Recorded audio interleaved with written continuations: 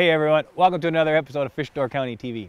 Well, as you can tell from the weather all around us, it's definitely wintertime still in Door County. But that doesn't stop some of us from thinking about the great spring fishing that's right around the corner. This week, we're going to take a look back at a show we shot in May with the Wisconsin DNR's Scott Hansen and Tim Kreff as they checked fyke nets for big springtime smallmouth bass. It's a great episode, lots of fish and some big smallmouths. If you're a bass fisherman, this episode's definitely going to get you thinking about springtime. Stay tuned, we'll be back in about 1 minute.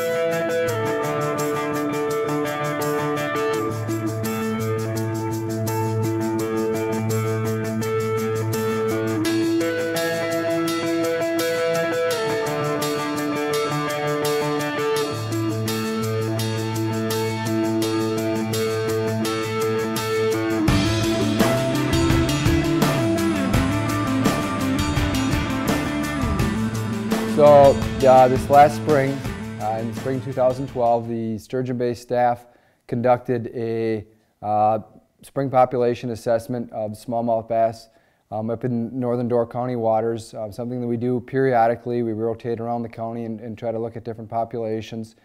And it essentially, the objective is to look at the overall health of the population by evaluating the size structure, the age composition, try to get an index of abundance or conduct a mark recapture population assessment.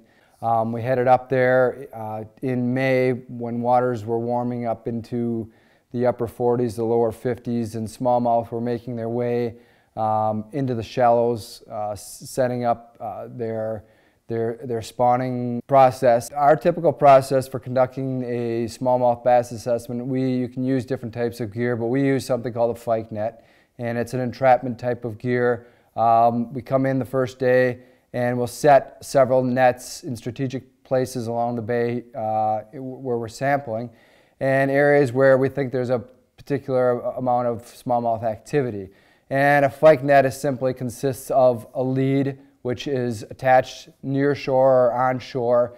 The lead is extended out into the deeper portions of the water, and then you've got the actual net itself. You've got the frame, a series of hoops, and then the trap. So the fish works its way along the lead and down into the trap and gets caught there. It goes through a series of funnels and can easily go in but can't work its way back out. So we'll set the nets a particular day, come back the next day, and we'll check each net.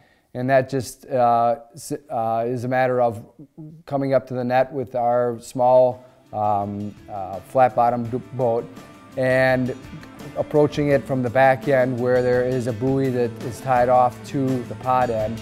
And we'll lift that up and essentially lift the back end of the fyke net over either the bow or the side of the boat, and bringing in a couple of hoops toward that are the actual rings of the fyke net, and then the pot or the cod end, and that's where the fish are trapped.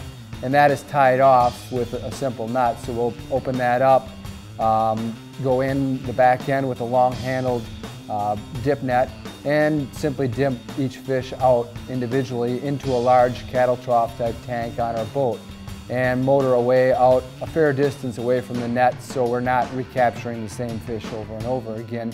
We'll take the fish, and then the protocol typically is we'll take lengths of each smallmouth as well as other game fish species that we catch in the net. We will take an age structure from a subset of fish. So we'll look at certain length increments and take a certain number of samples from each length increment, and that'll give us an idea that typically it's a scale structure. We'll just scrape a few scales off the skin, and that'll give us an idea when we get back to the office of how old that particular fish is.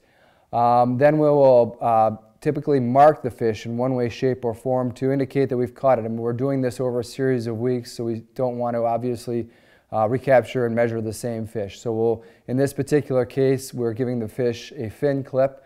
We're just shaving a little bit of the tail section off so that we know we handled that fish already and don't have to resample the fish. Now, the markings can also give us an idea of a mark recapture ratio. And if we handle so many fish and we recapture so many fish, we can get an idea of the overall abundance. We come back to the office, and we're in the middle of doing that right now, in fact, in the winter, of aging the structures that we took from these fish. So essentially, we'd like to get an age composition of the fish. We like to say, okay, we've got 1,000 fish, whatever we caught, and X percentage of them are 3-year-olds, X percentage are 5, 7, 9, up to 10 or more years old. And this gives an idea where the good year class is. A lot of this information goes into helping us set our management regulations.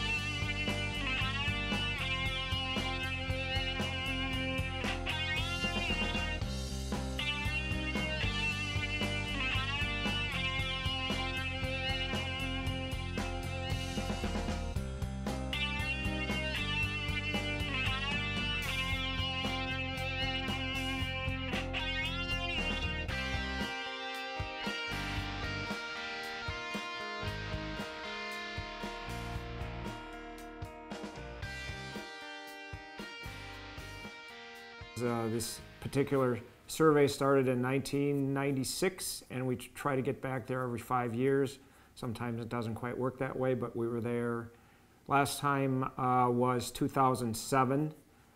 We try to look at the general health of the smallmouth bass fishery by age class, and that is we take age structures off the fish, and we like to see a varying age structure of fish in there. What we're particularly looking for, not just big fish, but we really like to see the smaller fish, the 4- and 5-year-old bass.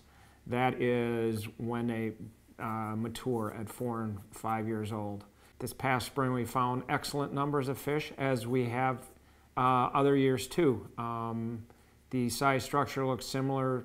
Right now looks similar to other years, but again, we saw a good number of small fish, but then again, everybody likes to see the big fish, and we certainly saw those too. In the nets themselves, we're seeing other species of fish, although the general most common fish we see are smallmouth bass, but we're also seeing white suckers, long-nosed suckers. We see quite a few rock bass.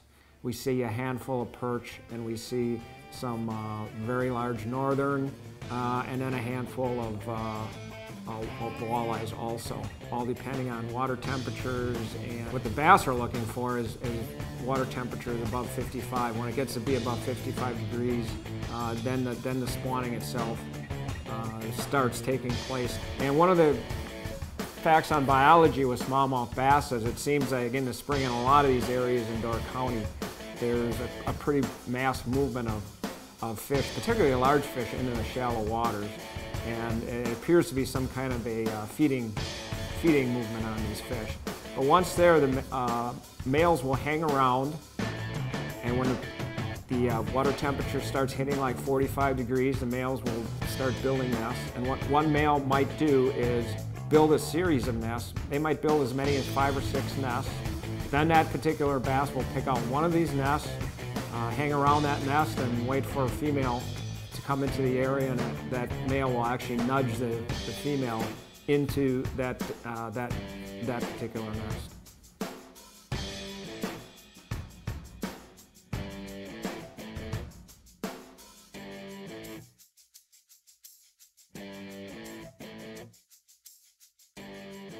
Generally speaking, the population looks very good numbers-wise.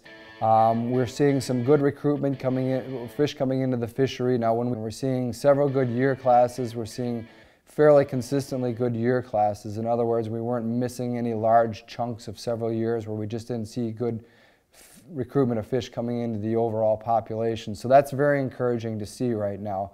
The size structure looks very good. It's gotten better over the years, over the last 10 to 15 years. Every year, or at least as far as our assessments are assessed here, are included, the size structure has gotten better each year. So we're seeing a lot of bigger fish in the population, but we're also seeing a lot of smaller fish that are out there coming into it. So in general, the Door County waters, the smallmouth bass populations themselves look to be pretty positive at this point.